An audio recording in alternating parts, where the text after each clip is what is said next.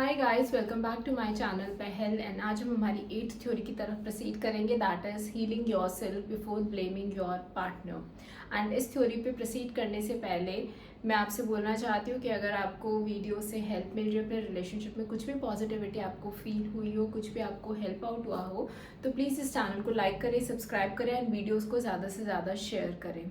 तो अब हम प्रोसीड करते हैं हमारी 8th थ्योरी पे, that is healing yourself before blaming your partner. I think guys ये एक बहुत ज़रूरी चीज़ है जो हमें समझनी चाहिए। एक रिलेशनशिप में आने से पहले हमें ये चीज़ समझनी चाहिए। सो बेसिकली इस थ्योरी में ये मैं आपको बताना चाहती हूँ कि गाइज पास्ट हर किसी का होता है, ओके हर बंदे का होता है, हर बंदी का होता है, हर किसी का पास्ट होता है। बट समहाउ हम क्या करते हैं कि हमारे पास्ट, सबका पास्ट ऑलमोस्ट 90-95% खराब ही होता है। तभी हम उसको पास्ट बोलते हैं कि जब चीज़ें वर्कआउट नहीं करते हैं, हम अलग हो जाते हैं। एंड उसके पास्ट के कुछ पैटर्न्स होते हैं जो हमारे सबकॉन्शियस माइंड के अंदर जाकर बैठ जाते हैं। समटाइम्स ये होता है कि हमारे ब्रेक थ्रूज इतने होते हैं रिलेशनशिप में। एक रिलेशनशिप ख़राब हो गया, दूसरा ख़राब हो गया, तीसरा ख़राब हो गया। एंड हम उन सब चीज़ों को अगर आप एक बार सोच के बैठ के देखोगे तो सब रिलेशनशिप्स में आपको एक सेम ही पैटर्न दिखेगा। कुछ ना कुछ इंसान के फॉर्म्स अलग हो जाते हैं बट पैटर्न सबके सेम कुछ ना कुछ होते ही हैं। तो ये पैटर्न आगे क्यों रिपीट होते रहते हैं? हम क्या करते हैं, हमारा एक रिलेशनशिप खराब होता है तो हम किसी और के अंदर घुस जाते हैं। हम खुद पे फोकस करने से पहले हम इतने इमोशनली वीक हो जाते हैं, इतने इमोशनली डिपेंडेंट हो जाते हैं कि उस चीज़ को पूरा करने के लिए हम ये नहीं समझ पाते कि उस चीज़ को पूरा हम खुद ही कर पाएंगे। इंस्टेड हम किसी और पे डिपेंडेंट हो जाते हैं कि कोई नया पर्सन आएगा, कोई नया रिलेशन आएगा और वो इस चीज़ को कंप्लीट करेगा।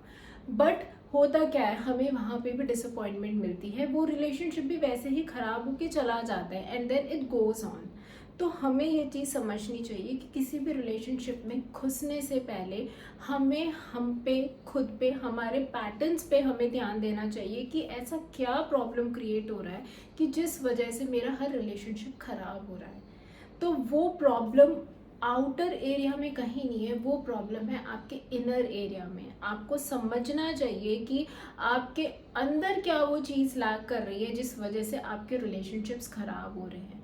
तो इसमें हम हमारे पार्टनर्स को ब्लेम नहीं कर सकते हैं।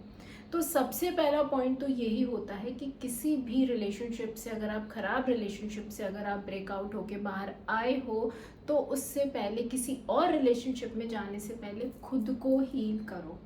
खुद के अंदर से जो कुछ भी इनसिक्योरिटीज़ है, जो कुछ भी नेगेटिव इमोशंस है, उनको रिलीज़ करो, बाहर निकालो, खुद को काम फील कराओ, खुद की हीलिंग करो। और खुद की हीलिंग करने पर ना गाइस, जब आपको खुद की एनर्जी जब इतनी हाई फील होने लगती है ना, आप डेफिनेटली इतना प्यारा रिलेशनशिप अट्रैक्ट करते हो ना कि वो कभी भी आपका वो रिलेशनशिप ख़राब हो ही नहीं सकता है। क्योंकि उस रिलेशनशिप में जाने से पहले आपने खुद पे काम किया है, खुद को हील करा है। उसके बाद ही आप कोई नई रिलेशनशिप में एंटर होने का सोचिए, ठीक है। बट इन केस सपोज कि ठीक है, आपका रिलेशनशिप ख़राब है और आप किसी रिलेशनशिप में एंटर हो भी गए हो और आपको लेटर ये रियलाइज़ हुआ है कि नहीं यार, मुझे कुछ काम करना है, मेरे पैटर्न्स ख़राब हैं, या मुझे इनसिक्योरिटीज़ हो जाती हैं, या मुझे ये प्रॉब्लम हो जाती है। तो अगर आपको वो चीज़ रियलाइज़ भी हो रही है तो उस केस में अपने पास्ट की गलतियों की वजह से अपना जो नया पार्टनर है, आपका जो नया रिलेशनशिप में है, उसको पनिश करना बंद करो। उस पेन को आप अपने न्यू रिलेशनशिप में नहीं लेकर आ सकते हो, उन सिक्योरिटीज़ को आप न्यू रिलेशनशिप में नहीं लेकर आ सकते हो। आप अपने पहले के ख़राब रिलेशनशिप की वजह से, आप, ऐसा नहीं है कि आप नए रिलेशनशिप में घुस तो गए हो लेकिन आप उस रिलेशनशिप को ट्रस्ट ही नहीं कर पा रहे हो। उसमें आपकी उस पार्टनर की कोई मिस्टेक नहीं है। वो जो ट्रस्ट आपका, वो जो लव आपका डिज़र्व करता है, आप उसको दो। और अगर आप इतने स्ट्रॉन्ग इनफ हो, दे सकते हो तो अच्छी बात है। और अगर आप इतने स्ट्रॉन्ग इनफ नहीं हो तो प्लीज़ आप रिलेशनशिप में मत जाओ। It means you have to work on yourself. अगर आप इंसान को प्यार नहीं दे सकते हो, अगर आप अपने रिलेशनशिप्स में डाउट लाते हो, तो it means you have to work yourself. आप अपना वो रिलेशनशिप भी ख़राब करोगे, क्योंकि सामने वाला पार्टनर कब तक आपकी उस चीज़ को टॉलरेट करेगा। एक टाइम पे तो वो भी एग्जॉस्ट होकर उस रिलेशनशिप को ख़त्म करेगा, वहाँ से मूव आउट हो जाएगा। ओके, तो इन केस अगर आप प्रॉपर हील होके भी नहीं घुसते हो, तो उस चीज़ में दोनों पार्टनर्स को क्या करना चाहिए। अगर दोनों पार्टनर्स को एक दूसरे की वाइब्स अच्छी लग रही हैं, फील अच्छा होता है, एक दूसरे के साथ कंफर्टेबल फील कर रहे हो, तो इन दैट केस आपको आपके पार्टनर जो कि थोड़ा बहुत अनहील्ड है, उसमें आप अपने पार्टनर को और हील करने में हेल्प आउट करो। ये बहुत कम केस में होता है कि लोग समझ पाते हैं। अदरवाइज होता क्या है कि आप एक दूसरे को क्रिटिसाइज ही करते जाते हो। अगर कोई अनहील्ड है तो आप उसको ब्लेम ही करते रहते हो कि यार you are like this, you are like that. ऐसे कर करके जो अनहील्ड पार्टनर है वो और उस चीज़ को ड्रेन फील करता है और ज़्यादा अनहीलिंग में नीचे बिल्कुल पहुँच जाता है, राइट। तो अगर दोनों पार्टनर समझदार हो, अगर दोनों पार्टनर एक दूसरे के लिए जेन्युइनली केयर करते हो, तो वो कहते हैं ना कि अगर एक पार्टनर समझदार होता है, अगर एक पार्टनर केयरिंग अंडरस्टैंड होता है, तो अगर एक पार्टनर एक्चुअली में समझदारी का काम उसमें इतना मेंटली वो स्ट्रॉन्ग होता है, तो वो अपना जो अनहील पार्टनर है ना उसको भी हील कर देता है। पर उसके लिए आपको खुद की एनर्जीज का लेवल बिल्कुल हाई होना चाहिए, तभी आप दूसरे को हील कर पाओगे।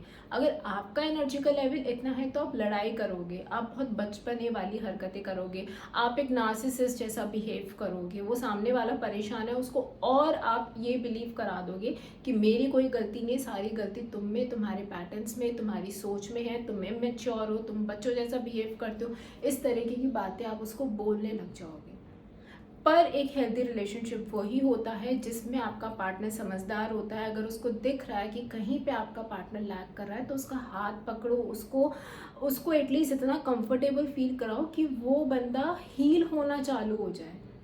आपके साथ रहकर भी अगर उसके कुछ इन अनहील पैटर्न है तो वो हील होने लग जाए।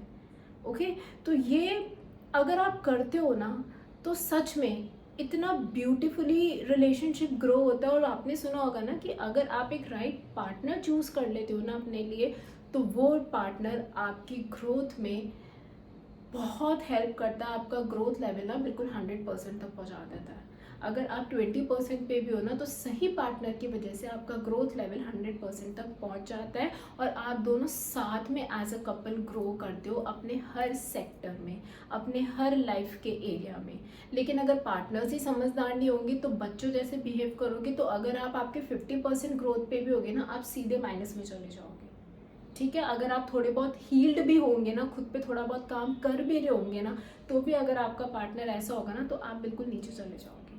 तो इस केस में अब सबसे पहले मेल्स को क्या समझना चाहिए, मेल को ये समझना चाहिए कि अगर आपकी फीमेल पार्टनर का कोई फियर है तो वो आपकी वजह से नहीं है, आपको वो ब्लेम नहीं कर रही, लेकिन उसके कुछ रिलेशनशिप, पास्ट रिलेशनशिप में ऐसा हुआ है कि जिस वजह से वो कभी डाउट कर लेती है, कभी नेगेटिव हो जाती है, कभी ज़्यादा हो सकता है आपसे रीअश्योरेंस मांगे, कभी आपसे ज़्यादा कंसिस्टेंसी मांगे, कभी आपसे ज़्यादा थोड़ी सी स्टेबिलिटी मांगी। तो वो चीज़ आपको समझनी चाहिए। ओपन कॉन्वर्जेशन करो कि भाई तुम्हें ये फील हो रहा है तो इट्स ओके।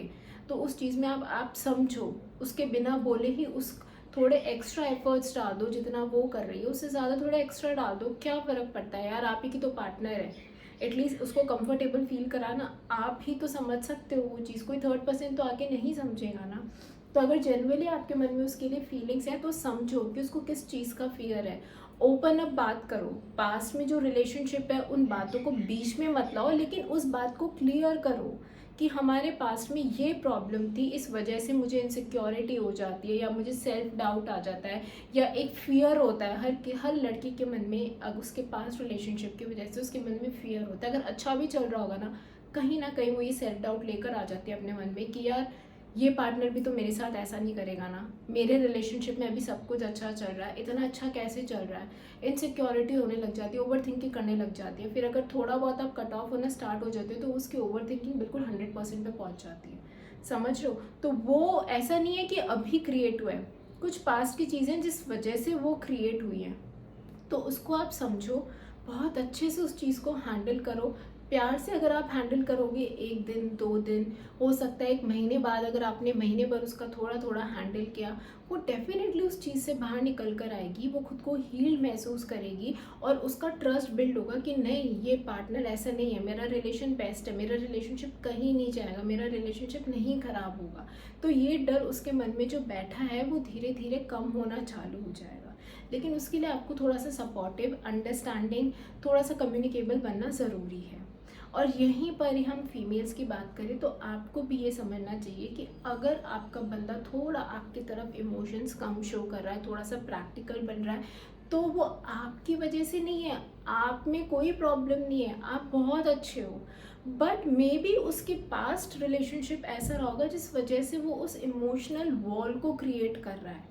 उसको भी कहीं ना कहीं डर है, वो अपने आप को गार्डेड रख रहा है, वो अपने आप को इसलिए सप्रेस कर रहा है। तो इस केस में अपने पार्टनर को कंफर्टेबल फील कराओ, उसको ये ट्रस्ट दिलाओ कि यार कुछ भी हो जाए, I am there for you, मैं ऐसा नहीं करूँगी। और ये सिर्फ वर्ड्स में नहीं होगा, अपने एक्शंस में दिखाओ, उसको समझो, उसको जब स्पेस चाहिए उसको स्पेस दो, उस चीज़ को समझने की कोशिश करो कि वो ऑलरेडी पहले वाली चीज़ को लेकर उसके माइंड में, अभी इस रिलेशनशिप में अगर वो उस चीज़ को लेकर आ गए, तो ट्राई करो कि आप उसका एक सपोर्ट सिस्टम बनो, एक दोस्त की तरह रहो। यहाँ पे आपका दोस्त वाला ऑरा काम आता है। एक उसको अपने पार्टनर की तरह नहीं, उसको एक अपने दोस्त की तरह समझाओ कि यार कुछ नहीं होगा, I am there for you and be there for him. जब भी उसको इमोशनली आपकी अवेलेबिलिटी चाहिए तो be there for him, support करो। आप भी उसको क्रिटिसाइज मत करो कि यार तुम मुझे इमोशंस नहीं दिखा रहे हो, तुम तो प्यार ही नहीं करते हो मेरे से, इस तरीके की बातें मत बोलो। Don't bring that negativity between your relationships, क्योंकि आप अपने रिलेशनशिप में सबसे अच्छा गिफ्ट ना, अपने रिलेशनशिप में आप एक हीलिंग ऑरा ही दे सकते हो। उसके लिए आपको हील होना ज़रूरी है। वैसे तो देखो, जब तक आप हील नहीं हो ना, आपको किसी दूसरे रिलेशनशिप में जंप करना ही नहीं चाहिए, आप उस रिलेशनशिप को भी ख़राब करके निकलोगे एंड फिर होता नहीं है ये। कहीं ना आप किसी को रिलेशनशिप ख़राब करोगे, सामने वाले को हर्ट करोगे, तो आप ये अपने कर्मास में ही ऐड कर रहे हो। कहीं ना कहीं आप अपने बैड कर्मास में ही उस चीज़ को ऐड कर रहे हो। अब कितना ऐड कर कर के आप उस चीज़ को कैसे रिकवर कर पाओगे जब आप उसको इस लेवल तक पहुँचा दोगे? तो पहले एक एक चीज़ को सॉर्ट करो, इतने रश वे में मत रहो। हम इतने टूट जाते हैं एक रिलेशनशिप ख़त्म होने के बाद कि यार हम किसी और का सपोर्ट देखने लग जाते हैं। एंड इसमें सबसे बड़ी बात है कि इस चीज़ में गाइस हर कोई क्या चाहता है, फिजिकल सपोर्ट ज़्यादा चाहता है, क्योंकि वो इतना टूट जाता है, उसको वो प्यार चाहिए होती है, केयर। तो वो समझ ही नहीं पाता प्यार, केयर, अटैचमेंट होता क्या है। वो अपने फिजिकल वाली चीज़ पे चले जाता है कि यार उससे उसका माइंड रिलैक्स होगा। बट ये गलती आप मत करो। अगर आपका एक रिलेशनशिप ख़राब हुआ है तो सिर्फ एक बॉडी अट्रैक्शन को लेके आप किसी और के साथ फिजिकली जंप मत करो। ये सबसे बड़ा कर्मा आप अपने लाइफ का ऐड करते हो। आप कहीं ना कहीं अपनी इतनी ख़राब एनर्जीज ट्रांसफ़र करते हो या ख़राब एनर्जी सामने वाले से भी लेते हो। यू नेवर नो, आपको पता ही नहीं है कि उस बंदे का क्या पैटर्न है, वो बंदा क्या है, वो बंदे का ऑरा क्या, आपको पता ही नहीं। और आप इतने रश वे में किसी और से कनेक्ट हो जाते हो और फिर आप ये फील करते हो कि ये जो बंदा है या ये जो बंदी है वो आपके पहले वाले रिलेशनशिप से भी ज़्यादा ख़राब है। ये होता है। अब जैसे जैसे पैटर्न्स रिपीट करते जाते हो ना, आपको वो डिफरेंट बॉडीज़ में सेम पैटर्न्स मिलते जाते हैं और हाई लेवल पे मिलते हैं। तो वो क्यों मिलते हैं? क्योंकि वो आपके कर्मास में ऐड हो रहे हैं। तो पहले अपने आप को हील करो, अपने आप को समझो और फिर ही किसी और रिलेशनशिप में जाओ। तभी आप उस रिलेशनशिप को ब्यूटीफुल बना पाओगे। तभी उस रिलेशनशिप के हर नेगेटिव इमोशन कभी आ भी जाता है, लड़ाई झगड़े होते भी हैं, उससे बहुत ब्यूटीफुल तरीके से आप दोनों ही बाहर निकल जाओगे, उसको मैनेज कर पाओगे, समझ पाओगे एक दूसरे को। गाइस, तो आई थिंक मैंने सबको यहाँ पे बहुत अच्छे से ये चीज़ें बता दी होंगी, आपको समझ में आई होगी, because healing is very important, self healing is very very important. अगर आपका ब्रेकअप भी हुआ है, अगर आप किसी को मैनिफेस्ट भी कर रहे हो, तो उसके लिए भी खुद की हीलिंग होना ज़रूरी है, नहीं तो आप उसको एक प्योर, एक अच्छी एनर्जी से आप उसको भेज ही नहीं पाओगे। तो आई थिंक मैंने इस चीज़ को बता दिया है। बाद में मैं हीलिंग पे और मैनिफेस्टेशंस पे आगे आपको वीडियो बनाऊंगी, बट एक ये भी एक बहुत बड़ा पॉइंट था जो दोनों की टुगेदरनेस थ्योरी का एक बहुत इम्पॉर्टेंट पार्ट है रिलेशनशिप के लिए, तो इसलिए मैंने आपको अभी ये वाला पॉइंट थोड़ा सा समरअप करके बताया है। तो अब हम मिलेंगे हमारी नेक्स्ट थ्योरी पे कल, तब तक के लिए अपना ध्यान रखिए, take care, love yourself fullest and bye bye.